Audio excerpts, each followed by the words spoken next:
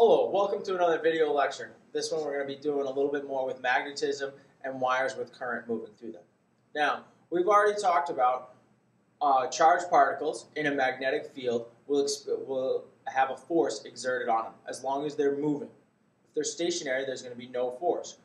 And they also must be moving perpendicular somehow to the magnetic field itself. If they're moving parallel, then there's also going to be no force acting on them. We've also talked about that moving charges create their own magnetic field. So moving charges within a wire, current in a wire, creates a magnetic field. This example that I'm going to go over today, or this evening, will cover a little bit, is going to kind of combine both of these together. So let's take a look here. I have two long, straight, parallel wires, wire 1 and wire 2. I'm going to say, just for the simplicity of this problem, that each wire has a current of 4 amps. So 4 amps, 4 amps, and then for this situation, in both situations, the current is moving upward. Now, when the two wires here, they're going to be 0.15 meters apart, so 0.15 meters apart, and they have a length of 2 meters. Now, there's a couple of things that we know right from the beginning. We can be able to calculate the magnetic field produced by the wires. Now this technically, and I should draw this correctly, since B is a vector, what we're actually calculating is the magnitude of this vector. So we're going to calculate the magnitude of the magnetic field. Same thing here with the force. We're calculating the magnitude of the force. The reason that we only calculate the magnitude of the force or the magnitude of the magnetic field is because we use the right-hand rule, either our first right-hand rule or our second right-hand rule, to determine the direction. So here, this is the force applied on a current-carrying wire due to some magnetic field. So some current-carrying wire of length L in a magnetic field experiences a force. So first, what we need to do is figure out the magnetic field produced by each wire. And what I'm going to end up doing is the end result here, you can kind of start thinking ahead, is I want to know, basically, do these wires experience a force where they are pushed together or pushed apart, or neither? And if so, and what is the magnitude of that force? That's going to be the end thing.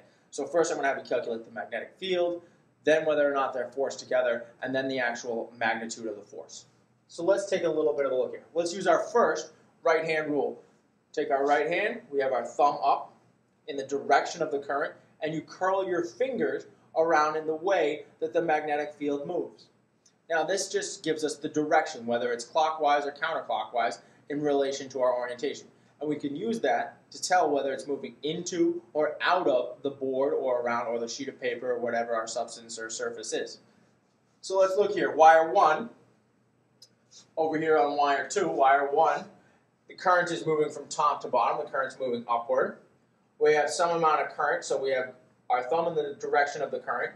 We have the magnetic field curls around like this. So over here, near wire 2, the magnetic field produced by wire 1 is into, so thumb up, curved in, into the board. So we have here, actually I'm just going to do it as X's instead of with the circle, so we'll just have X, X, X, X, X, X, X.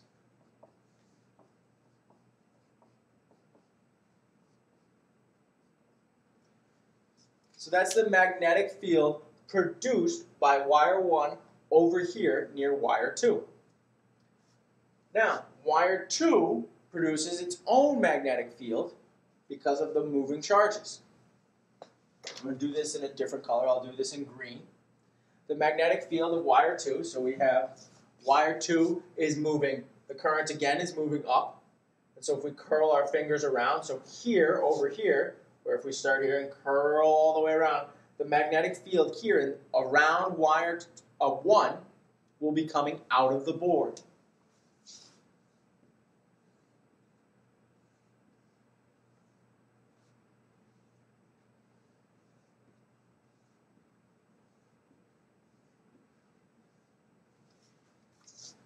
This here is the magnetic field in green due to wire 2 around wire 1. And over here we have the magnetic field due to wire 1 around wire 2. From this point, we can use our first right-hand rule to figure out the deflection or the force exerted on the wire. So remember this one. You have your thumb in the direction that the charges are moving, the charged particles. And current is just the flow of electric charge. So we have some movement of electric charge. You need to orient your pointer finger in the direction that the magnetic field in that area is. So whether the magnetic field is in or out or whatsoever. And from that, you can calculate the force. So charge going in this direction, force in this direction. Force is your fingers at a 90-degree angle to your hand, just like so. So first, what I'd like you to do right now is determine whether the force on wire 2, due to the magnetic field on wire 1, is inward towards the other wire or outward, or into the board or out of the board. But we actually can already tell that since the magnetic field here is going in there, it's not going to be parallel to that magnetic field.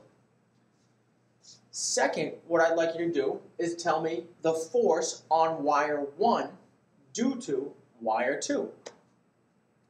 Next, I'd like you to solve for the magnetic field. Remember, magnetic field for a current carrying wire produced is equal to the vacuum permeability for free space, or this magnetic permeability. Sometimes this is 4 pi times 10 to the 7th, I believe it. What is it? It's Teslas per amp, Tesla meters per amp. I think when you do it out, calculate it out right there. The unit's kind of a weird unit. Multiplied by the current divided by 2 pi r. The 2 pi r is where we get the idea of the circle, because it comes over the current, the magnetic field produced follows a circular path. Then magnetic field measured in Tesla. Now, since we know that the length of the wire is 2 meters, we know the current, 4 meters. Once you have the magnetic field from this, you should be able to calculate the force. So, online tonight, please, first off, tell me what direction the wires are going to be deflected, whether each one's inward or outward towards the middle, or whether they're pushing each other together or pushing each other apart. Or one could be going one way and one could be going the other way. Either way. Now, then solve for the magnetic field, and finally solve for the force on one wire. And I'm not really concerned about doing it for both wires. I want you, because it's going to be very symmetrical. If we look at this here, it should be very symmetrical, or you'll see that later on. And just solve for the magnetic field produced by one wire, and then the force on that wire. Thank you very much. Make sure to look online for other questions or anything else like that. And I will see you tomorrow in class. Have a great evening.